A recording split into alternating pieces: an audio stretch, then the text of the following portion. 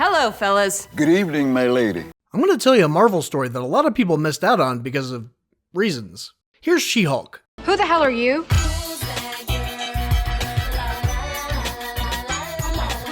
Never heard of you.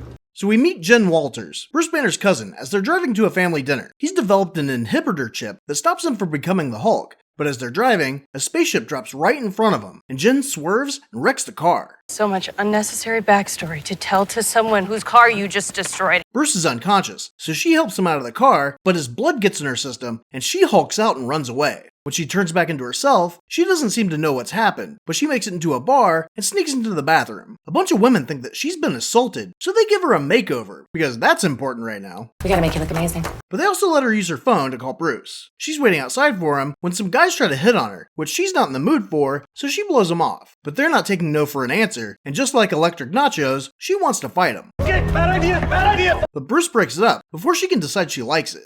Try asking for my number. So she wakes up in Mexico in a beachside villa with a fully stocked bar and medical lab, and is immediately like, I want to go back to work. Why would you do that? But Bruce won't let her because she needs to learn how to control her hulkiness. He tells her that since their DNA is similar, she didn't die, but that it's also different, so he was able to use her blood to heal himself. He's then surprised when her Hulk experience is different from his. She doesn't have an alter ego that she needs to fight with, but he still acts like anger will make her lose control. So he tells her that it took him 15 years how to control the Hulk, and that it could take her just as long, even though she's shown him that she only has one personality and not two like him. No Banner, only Hulk. But he tries to teach her like it's the same for her until she tells him that she can handle stress better because she's a girl. I'm an expert at controlling my anger because I do it infinitely more than you. He's had to fight aliens. He woke up on some weird planet, had some of his best friends die, and has had to save the world on multiple occasions.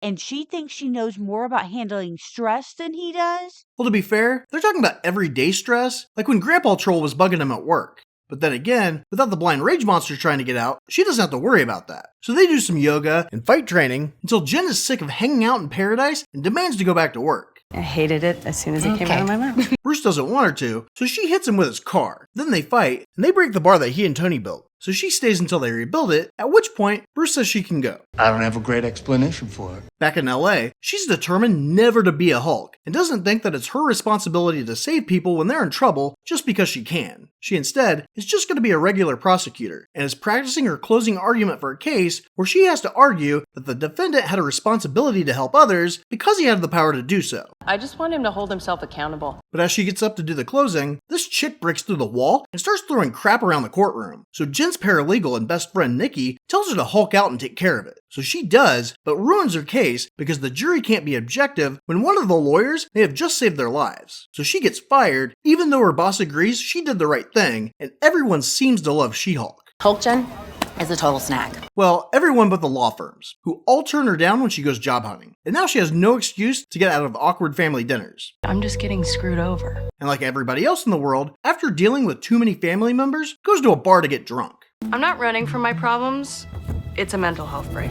There, she's approached by a partner in one of the biggest law firms in LA, and he offers her a job because she kicked his ass in court, and she accepts. She's even able to bring Nikki with her, but when she starts, she finds out that they want She-Hulk and not Jen. Well, that's demoralizing for Jen. They're putting her in charge of a division dealing with nothing but people with superpowers, and her first case is going to be trying to get the Abomination out on parole, and she doesn't want it since he tried to kill Bruce. But if she doesn't, she's fired. So she's like, okay, and meets with Blonsky. He tells her that the super soldier serum that Ross gave him made him go after Bruce, and that he thought he was doing the right thing. I thought I was the good guy. And also that he can completely control being the Abomination now, so he's not dangerous anymore. And she's like, oh shit, we might actually have a case. So she calls Bruce to get his okay, and he says it's fine. But then their call's dropped because he's in outer space. She thinks she'll definitely win the appeal, until the news finds out that the Abomination was fighting Wong in Xiaoling's Fight Club the night it was attacked by the Ten Rings. Give it up for the Abomination! She meets with Wong, who tells her that he broke him out of jail and put him back because it was important for him to train against the strongest people if he's going to save the world. But Jen turns down his offer to use sorcery to win her case. Instead, just asks him to tell the parole board what happened. He does, but when they tell him that he just confessed to a bunch of crimes, he fucks off. No shame in retreat! So Jen gets gets the board to agree to Blonsky's release on the condition he wears an inhibitor bracelet. But I don't know how he's supposed to do that when Bruce told Jen that he specifically made his for his biology, that it broke, and that he couldn't make one for her, and on top of that, he's currently off planet. Yeah, I'm gonna stop you, because, none of that's my concern. So because of all the publicity, she goes on the news as She-Hulk, but complains about the name. Can't even exist without being a derivative of the Hulk. Completely missing the fact that her hulkiness is a derivative of Bruce's. She wouldn't even have her powers without him. Nepotism. But on her way home that night, she's attacked by 4 guys who are mad at her for flaunting being She-Hulk. And she's like, I don't do that. Completely forgetting that's exactly what her new job is having her do. I'll expect you to be at work and in court as the She-Hulk. Everyone around here is always going to think this is the only reason I got the job. It's so unfair. Well, why would they care? It seems like Earth has a lot of super people right now, so they should be used to it. Because she's a woman who could beat them up, so they obviously need to beat her up first to prove that they're manly men. All it did was make me and my boys act like idiots. But they really wanted to get some of her blood, but when they try to get it, the syringe breaks. It's sad that you thought that would work. So now they know they need to get it from Jen and not She-Hulk, which really should have been a no-brainer. That is so obvious. Why does nobody else see that? At work the next day, she's setting up an online dating profile on company time when Wong shows up. This magician, Donnie Blaze, who dropped out of the sorcery school at Comertage, is sending audience members to other dimensions. I cried for 3 days. And Wong wants to make him stop, but apparently he never thought to just steal his sling ring. She took my slingy. She took your slingy. So they sue him to get him to stop, but the judge is cool with letting him do it until the trial's over. He pushed me into a fireland. How did you escape? I made a pact with a demon. He may continue to practice his livelihood. This is the person who legally outmaneuvered you? Meanwhile, no one in LA wants to date a successful, attractive woman. I'm sad and lonely. So Jen makes a profile as She-Hulk because Hulk wants to smash. So you're romantic? And she instantly gets dates. She knows these guys are only wanting to date her because of her hulkiness, and then is surprised when they only want to talk about her hulkiness. But she also never considers the differences between the 2 dating profiles. Mean green and straight poured into these jeans. We're not using your corporate headshot as your profile photo. A sturdy back and reinforced king-size bed. But she does meet up with this doctor that actually seems into her, so she takes him back to her place. But Wong interrupts because Donnie Blaze accidentally let demons come through a portal, and he needs Jen to fight the demons while he closes the portal. And that's how we became besties. But the doctor is super cool with this, and even the demon guts in her hair, so they bang. She-Hulk smash. The next morning, he's confused to see Jen and can't get out of there quicker. She's super disappointed, but you're telling me that she wouldn't have been just as disappointed if the guy she just banged shrunk by a couple feet overnight. It's not nice to make fun of a leprechaun.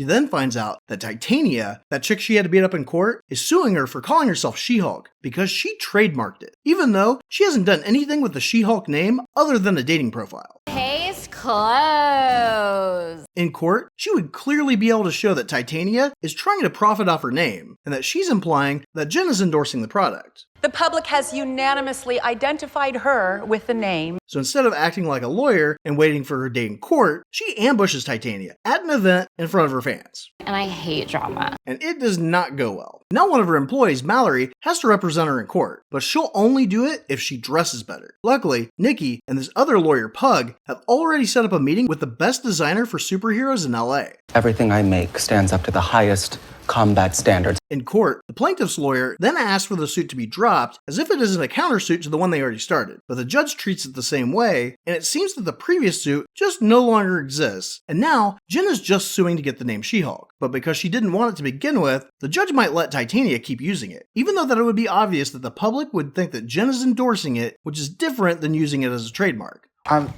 It's got your name, She-Hulk, right here on the label. But everyone acts like this makes sense, and now Jen has to prove that she's been using the She-Hulk personality instead of the court just ruling that the public identifies her as She-Hulk and not Titania. This is a waste of my time and my talents. Later, she meets with the supersuit designer Luke, who's not interested until he sees how tiny she is as Jen, and Nikki talks about what a challenge it would be to have clothes that fit Jen and She-Hulk. So he's like, okay, but he isn't able to get them done in time for her case, so her lawyer's still annoyed with her even when they win her case by having the guy she dated as She-Hulk humiliate her on the stand. I don't know any other lawyer who would humiliate themselves that way to win a case. Absolutely believe that he's dating the real Megan Thee Stallion because he is truly that delusional. I am not a fool. But Luke does get her clothes ready in time for her to be a bridesmaid at a wedding, and after specifically taking her on as a client for the challenge of making things fit her, large and small, he gives her a dress that practically falls off Jen when the bride tells her not to be She-Hulk. I don't want you to be all hulky at my wedding. Probably because she shows up that way, which is really weird because she's always complaining every time somebody demands she show up as She-Hulk. This sucks. But Titania shows up as some dorks plus one, and everybody pretends like it's normal, until Jen gets drunk, throws up outside, and Titania punches her in the face. So Jen turns into She-Hulk, destroys the venue, and starts fighting Titania. But then Titania slips on some ice and breaks her own teeth. She was more injured falling down than being beaten up by a Hulk?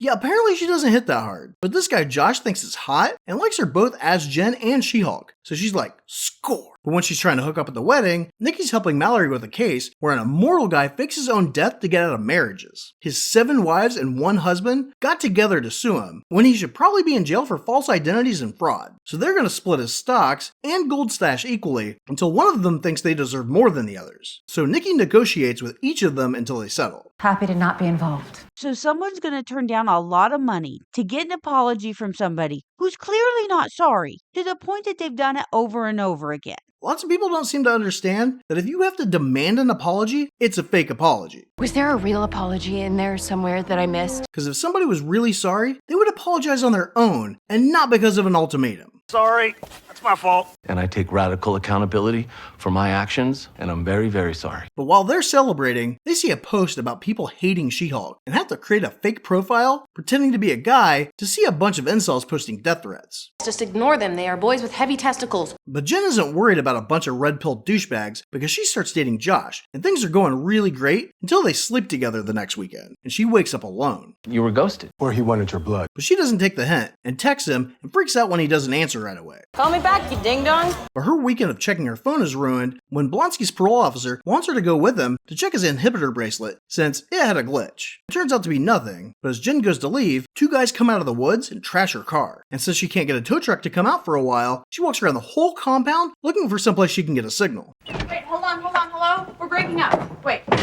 Okay, that's good. But if she doesn't have service, how did she call for a tow? Come on, that's a little far-fetched. She finally gets a signal when she goes into this building where they're having a group therapy session. So she stops trying her phone to listen to Blonsky's weirdos talk about their problems. And she'd rather sit here, getting her kicks, listening to us, than working on herself. That is, until one of the guys who attacked her for being She-Hulk comes in, and she hulks out. The dude apologizes, but she gets really sarcastic and acts like they attacked some poor helpless woman, when she knows that they knew she could defend herself. I mean, it's still not okay, but not nearly as bad as if they attacked Nikki or something.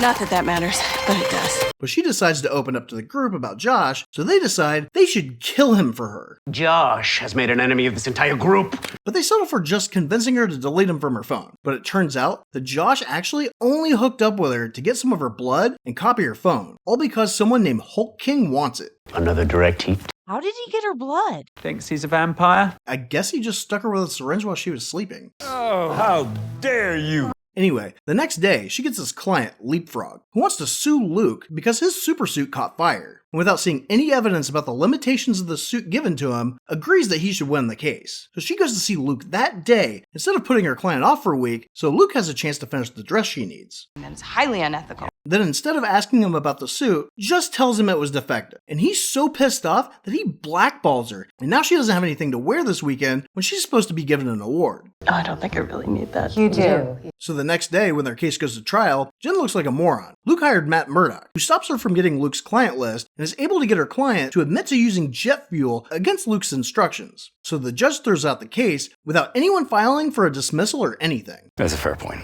Lawyer show. But you said he sucked. No, this is the one who helped Peter, not the one who sat around whining while Bullseye killed Electric Nachos. Bullseye. So he's not Daredevil. No, he's Daredevil too, just a good version. I'm a really good lawyer. Later on, Matt meets her for a drink and tells her that Luke makes suits for him, but she's too stupid to take the hint and just wants to hit on him. Just let me do my thing. Yeah, and I will do my thing. A woman has needs. Then they're both called away, and she has to meet with a douchey client that hits on her. So instead of saying, I don't date clients, she shoves the table into him and fucks off. Then Leapfrog calls her because he's being attacked. So since time is of the essence, she puts on her super suit, which looks like something she would just wear to the gym to go save him. I don't make basic shit. But it turns out Daredevil was attacking him. So she fights him while her client gets away. I'm not the bad guy. He's able to outmaneuver her with his flippiness, but then she gives him the clap to get the upper hand.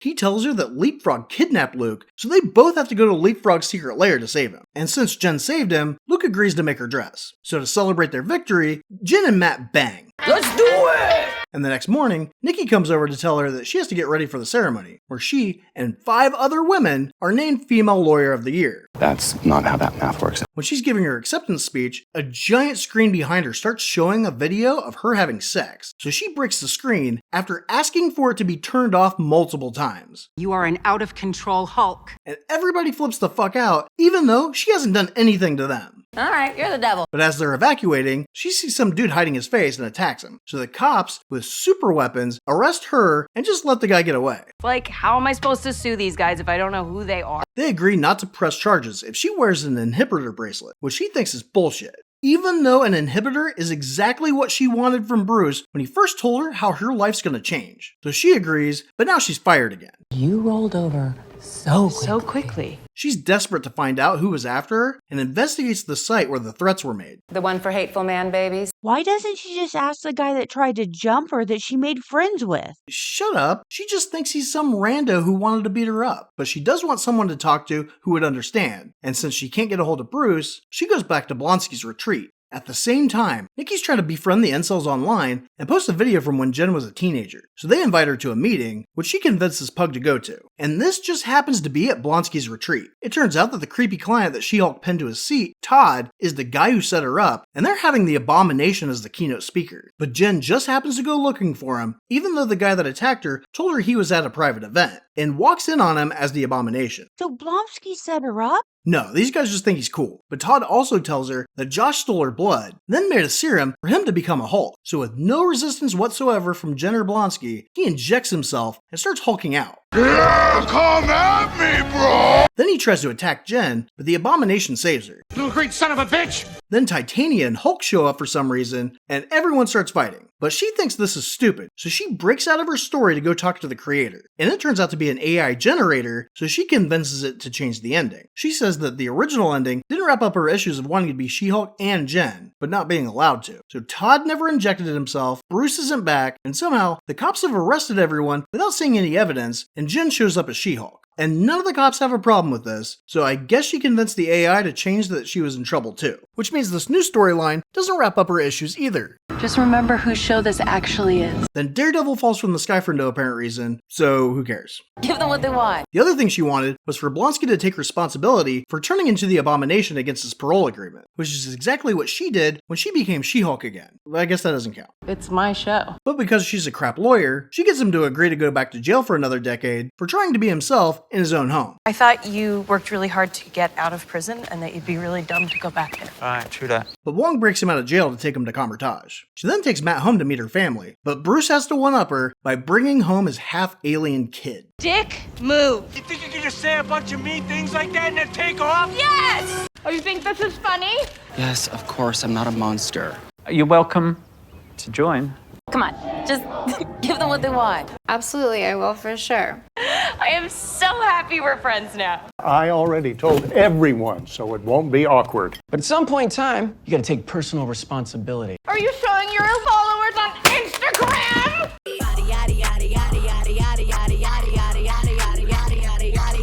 That's it? We're done?